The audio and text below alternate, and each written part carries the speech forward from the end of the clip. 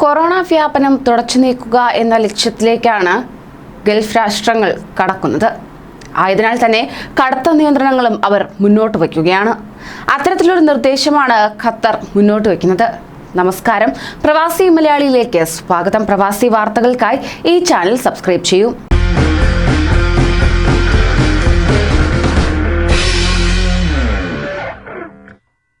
രാജ്യവും ലോകവും കോവിഡ് മഹാമാരിയെ പൂർണ്ണമായും ഇല്ലാതാക്കുന്നതുവരെ വാക്സിൻ എടുക്കാത്തവർക്കുള്ള നിയന്ത്രണവും കോവിഡ് പരിശോധനയും തുടരുമെന്ന് ഖത്തർ ആരോഗ്യമന്ത്രി ഡോക്ടർ ഹനാൻ മുഹമ്മദ് അൽ കുവാരി വ്യക്തമാക്കി. കോവിഡിനെ വരുതിയിലാക്കുന്ന രീതിയിൽ ലോകത്തെ മുഴുവൻ രാജ്യങ്ങളിലും വാക്സിനേഷൻ പൂർത്തിയായാൽ മാത്രമേ വാക്സിൻ എടുക്കാത്തവർക്കുള്ള നിയന്ത്രണങ്ങൾ പൂർണ്ണമായും നീക്കാനാകൂ എന്നും മന്ത്രി പറയുകയുണ്ടായി. ദോഹയിൽ നടക്കുന്ന പ്രഥമ ഖത്തർ എക്കണോമിക് ഫോറത്തിൽ the economics of ecology and public health എന്ന വിഷയത്തിൽ സംസാരിക്കുകയായിരുന്നു അദ്ദേഹം. വ്യത്യസ്ത വ്യാപാര വാണിജ്യ മേഖലകൾ തുറക്കുന്നതിന് കോവിഡ് പരിശോധന വളരെ പ്രധാനമാണ്. കോവിഡ് വ്യാപനത്തെ വലിയ തോതിൽ തടയാൻ വാക്സിനേഷനിലൂടെ സാധിക്കും എന്നതിനാൽ തന്നെ ഖത്തറിന് വളരെ വൈകാതെ തന്നെ ആർജിത പ്രതിരോധ ശേഷി കൈവരിക്കാനാകുമെന്നും മന്ത്രി വ്യക്തമാക്കി. വാക്സിനേഷനിലൂടെ മാത്രം കോവിഡിനെ പൂർണ്ണമായും തുടച്ചു നീക്കാനാകും എന്ന് കരുതുന്നില്ല. എല്ലാ രാജ്യങ്ങളും നിശ്ചിത ശതമാനം ആളുകൾക്ക് വാക്സിൻ നൽകുന്നതോടുകൂടി മാത്രമേ കോവിഡ് വെല്ലുവിളിയെ അതിജീവിക്കാനാകൂ.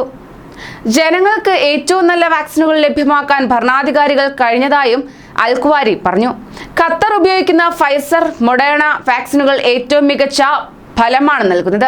ഖത്തറിലെ ജനങ്ങൾക്ക് ആവശ്യമായ വാക്സിൻ ഡോസുകളുടെ ലഭ്യത രാജ്യം ഉറപ്പുവരുത്തിയിട്ടുണ്ടെന്നും അവർ വ്യക്തമാക്കി. ഖത്തർ ഭരണകൂടം വനിതാ ശാക്തീകരണത്തിന് വലിയ പ്രാധാന്യമാണ് നൽകുന്നതെന്നും അവർ പറഞ്ഞു. ഖത്തറി മന്ത്രിസഭയിലെ ഏക മന്ത്രി എന്ന നിലയ്ക്ക് കോവിഡിന്റെ പശ്ചാത്തലത്തിൽ അവർക്ക് ഏൽപ്പിക്കപ്പെട്ട ഭാരിച്ച ഉത്തരവാദിത്തത്തെക്കുറിച്ച് ഉയർന്ന ചോദ്യത്തിന് മറുപടി പറയവെയാണ് അവർ ഇങ്ങനെ പറഞ്ഞത്.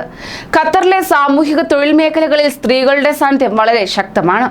അമീർ Sheikh Tamim bin Hamad Al താനിയും അദ്ദേഹത്തിന്റെ പിതാവും മുൻ അമീറുമായ ഷെയ്ഖ് ഹമദ് ബിൻ ഖലീഫ അൽ താനിയും കാര്യത്തിലെടുക്കുന്ന പിന്തുണയും താല്പര്യവുമാണ് ഇതിന് കാരണം. വിദ്യാഭ്യാസ നിലവാരത്തിന്റെ കാര്യത്തിൽ ഖത്തറിലെ പുരുഷന്മാരെക്കാൾ മുൻപിലാണ് സ്ത്രീകൾ. ബിരുദധാരികളിൽ കൂടുതലും വനിതകളാണെന്നും അവർ അറിയിച്ചു. കൂടുതൽ പ്രവാസി വാർത്തകൾക്കായി ഈ ചാനൽ സബ്സ്ക്രൈബ് ചെയ്യൂ.